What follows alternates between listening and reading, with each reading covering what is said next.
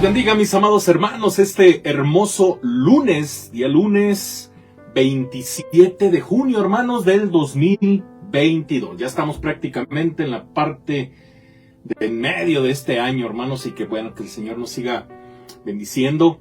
Y bueno, como es costumbre ya los lunes, hermanos, estamos contestando una pregunta, es una reflexión muy bonita, hermanos. Comenzamos con la pregunta: ¿cómo podemos lograr que las circunstancias de la vida nos favorezcan en lugar de perjudicarnos? Vamos a contestar esta pregunta, hermanos, y vamos a ponernos en las manos del Señor. Padre, en el nombre de nuestro Señor Jesucristo, te agradezco, mi Dios, porque nos permites comenzar esta semana con tu bendición. Hemos visto grandes maravillas, grandes cosas en nuestra vida, según tu voluntad, Padre, tu providencia. Gracias por la vida de tu amada iglesia, porque en esta ocasión estamos nuevamente abriendo tu palabra y meditando en ella para conocer tu corazón. Permítenos, Padre, con sabiduría y gracia y guía del Espíritu Santo, contestar esta importante pregunta y sobre todo darte la honra y la gloria, y que mi vida sea un instrumento de gracia en tus manos, en el nombre de Jesús. Amén.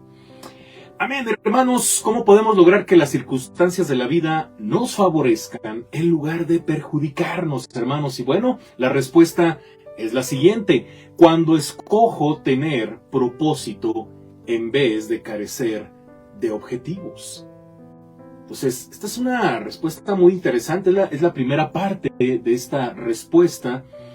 Y, hermanos, Efesios 5, del 15 al 17, leemos: mirad pues con diligencia cómo andéis, no como necios, sino como sabios, aprovechando bien el tiempo, porque los días son malos. Por tanto, no seáis insensatos, sino entendidos de cuál sea la voluntad del Señor.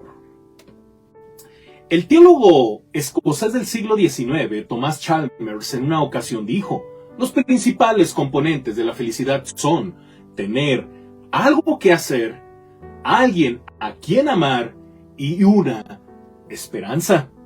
En otras palabras, la clave de la felicidad en la vida es tener un propósito claramente definido para vivirla. El propósito de la vida es el fundamento en el cual basamos nuestras acciones, afectos y aspiraciones. Alguien dijo que es el motor que dirige nuestro vivir. Sin embargo, es asombroso que solo un pequeñísimo porcentaje de seres humanos tenga bien definido su propósito en la vida.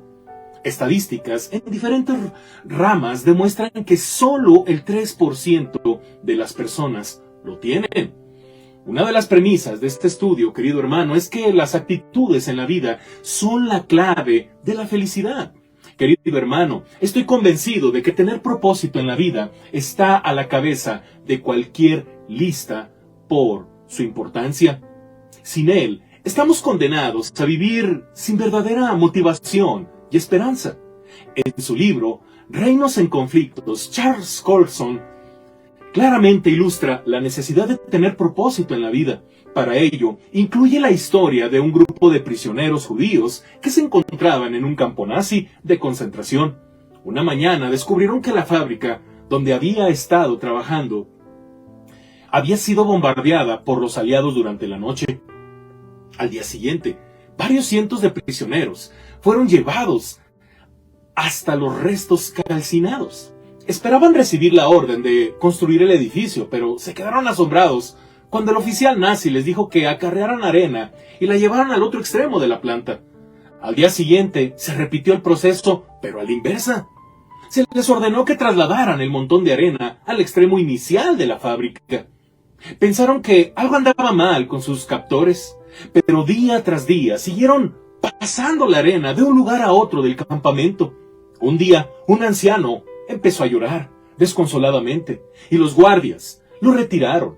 Otro gritó y fue callado a golpes. De pronto, un joven que había sobrevivido por 3 años en el campamento salió disparado hacia la cerca electrificada. Sus compañeros y los guardias le gritaron inútilmente que se detuviera, pero siguió corriendo. A continuación vieron con horror un destello cegador y escucharon el escalofriante ruido de carne achicharrada. En los días que siguieron, docenas de prisioneros se volvieron locos y trataron de huir. Todos fueron muertos, ya fuera por electrocución o por las balas de los guardias. El comandante del campo observó lo que estaba sucediendo y dijo: pronto no habrá necesidad de utilizar el crematorio. La terrible lección que nos enseña esto es que el hombre se aferra a la vida resueltamente siempre y cuando tenga un trabajo significativo, aunque sea para beneficiar a sus odiados enemigos. Querido hermano, el trabajo sin propósito pronto enloquece a cualquier persona. Lo que sucedió en ese campo de concentración se puede aplicar a nosotros también. El trabajo sin propósito provoca locura. Definamos nuestro propósito, hermano. ¿Qué queremos decir cuando hablamos de propósito? Para entenderlo, debemos marcar la diferencia entre propósito, objetivo y metas. Vamos a empezar con el propósito. Contestemos la pregunta siguiente. ¿Para qué vivo? Porque esa es la respuesta. El propósito es la respuesta a esta pregunta. No es necesario que sea una oración demasiado larga. Puede ser una breve proposición que describe el motivo que tenemos para vivir. Así como las organizaciones, los individuos deben tener un propósito para existir. Una empresa que no puede expresar claramente su propósito estará en problemas continuamente. Por ejemplo, la empresa General Motors puede decir que su propósito es producir ganancias fabricando los mejores autos del mundo. Y cada uno de sus objetivos y metas deben contribuir en alguna manera a lograr ese propósito general. Claro que lo que se propone como empresa es muy grande, pero provee dirección a la corporación manteniendo sus actividades dentro de ese marco. Imaginemos por un momento que un vicepresidente puede llegar a ser presidente algún día y dice: ¿saben? He estado pensando que podemos obtener mucho dinero si nos dedicamos a la industria farmacéutica. Tal vez debamos explorar esa posibilidad. El problema es que esa rama no contribuye al propósito general de General Motors, que es producir los mejores autos del mundo, aunque el propósito puede cambiarse, normalmente es continuo. Una iglesia, querido hermano, puede escoger su propósito basado en la Gran Comisión y decir: la razón de nuestra existencia como iglesia es la de ganar personas para Cristo y ayudarles a madurar en su fe. Una vez que se adopta ese propósito, todos los programas deben diseñarse para ganar personas para Cristo o para que maduren en su fe. Este fundamento evitará que la iglesia se enrede en otras actividades, tales como establecer quizás un dispensario médico, impartir cursos de alfabetización para adultos, etcétera, etcétera. Nosotros también, hermanos, en lo individual, necesitamos formular el propósito que va a guiar nuestra vida. Un propósito personal debe abarcar cuando menos 20 años o más. Normalmente, el propósito es muy amplio. No puede medirse, pero sí es efectivo, porque da dirección a la vida del individuo. Veamos algunos ejemplos. Ser un padre modelo para mis hijos. Gozar de la vida en la más amplia extensión de la palabra. Llegar a ser rico, glorificar a Dios toda mi vida. Alguien ha dicho que la vida es para llenar una necesidad o para llenar una ambición. Observemos, hermanos, que los ejemplos puestos hace estos instantes, dos de ellos están diseñados para llenar una necesidad. Los dos restantes para llenar una ambición. Espero que lo hayas identificado, hermano. Espero que el propósito de tu vida, el faro de que la guíe siempre, sea el de llenar una necesidad. Dios nos ha dado el deseo y habilidad de llenar necesidades específicas en su mundo. Y nosotros somos la única persona capaz de llenar determinada necesidad. Si nos sentimos tentados a pensar que esta frase está inspirada en el pensamiento positivista, consideremos, querido hermano, lo que dice la palabra de Dios ahí en Filipenses capítulo 2, versículo 13. Porque Dios es el que en vosotros produce así el querer como el hacer por su buena voluntad. Todos estamos conscientes de que existen algunas necesidades en nuestra sociedad, pero esto no viene de nosotros, querido hermano. Según el apóstol Pablo, Dios es quien ha puesto ese deseo en nosotros. ¿Por qué? Para que logremos su propósito. Tomemos, por ejemplo, a un hombre de negocios que se preocupa por algunos cristianos, que son incapaces de armonizar su cristianismo con el trabajo. Sí, así que decide dedicar su vida a modelar cómo debe ser un negociante cristiano y enseñar a otros los principios que ha aprendido. O tal vez una madre que se ve afectada por una tragedia que provocó un borracho al volante y dedica su vida a luchar contra la amenaza de los conductores ebrios. O un predicador que encuentra que en los servicios de la iglesia no alcanzan a los incrédulos, así que dedica su vida a desarrollar una iglesia que apele a las necesidades de las personas que no conocen a Cristo. Estos son ejemplos de gente que ha encontrado el propósito divino para su vida al tratar de llenar una necesidad específica. ¿Qué necesidades, querido hermano, necesitamos? O más bien, ¿qué necesidades observamos que nos preocupan? ¿Qué hace que perdamos el sueño? La respuesta a estas preguntas nos ayudarán a descubrir cuál es nuestro propósito en la vida. A continuación, querido hermano, observemos 6 preguntas cuya respuesta nos ayudarán a identificar qué es lo más que nos preocupa. Querido hermano, tómate el tiempo necesario para contestar las siguientes preguntas. ¿Qué necesidades he observado en el mundo que me preocupan?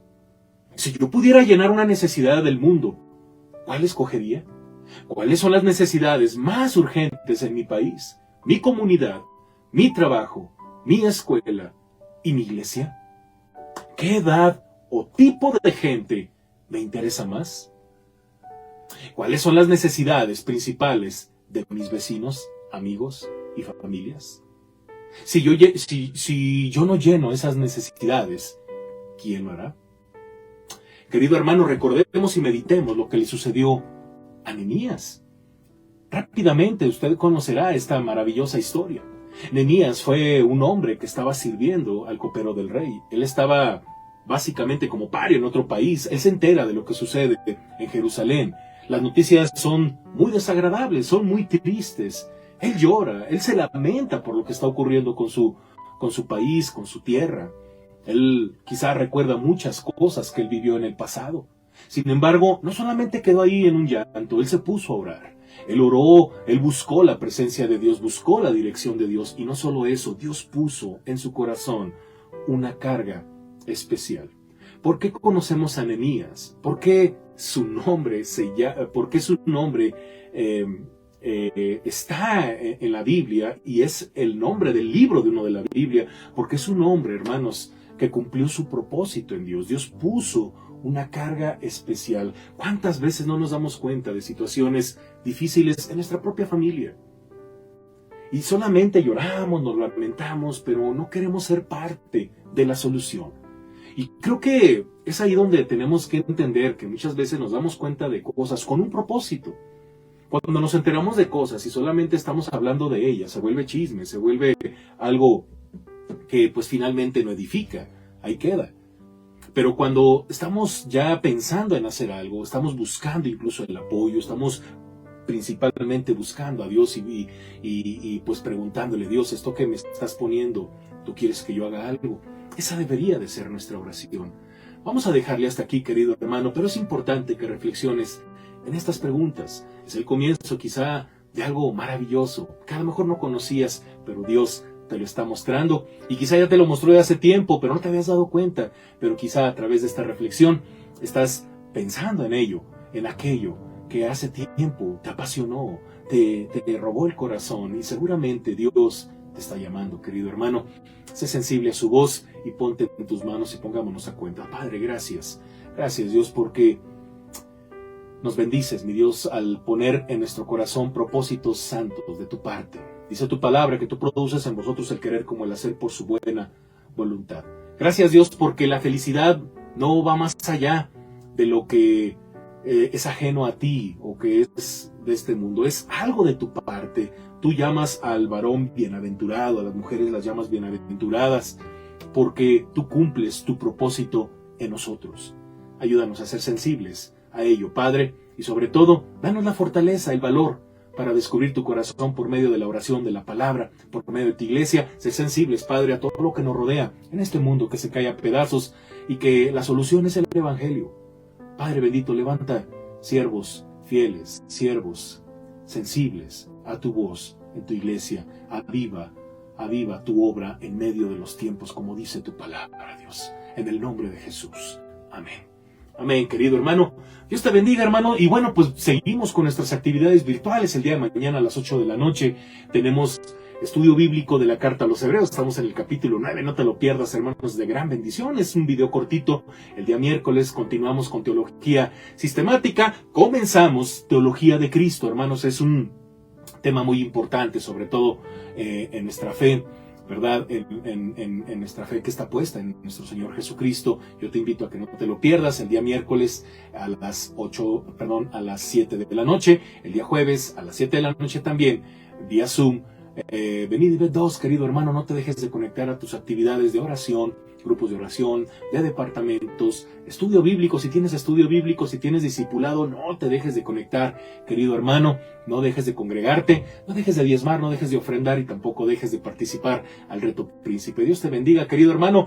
Tenemos por ahí el boletín virtual, querido hermano, con mucho gusto. Si no lo tienes, te lo podemos facilitar. Ahí viene todo lo que hemos de hacer al menos en esta semana, y también tenemos el mensaje del día de ayer domingo. Dios te bendiga, un fuerte abrazo. Esto es todo, hermanos, hasta la próxima. Bye, descansen, bye.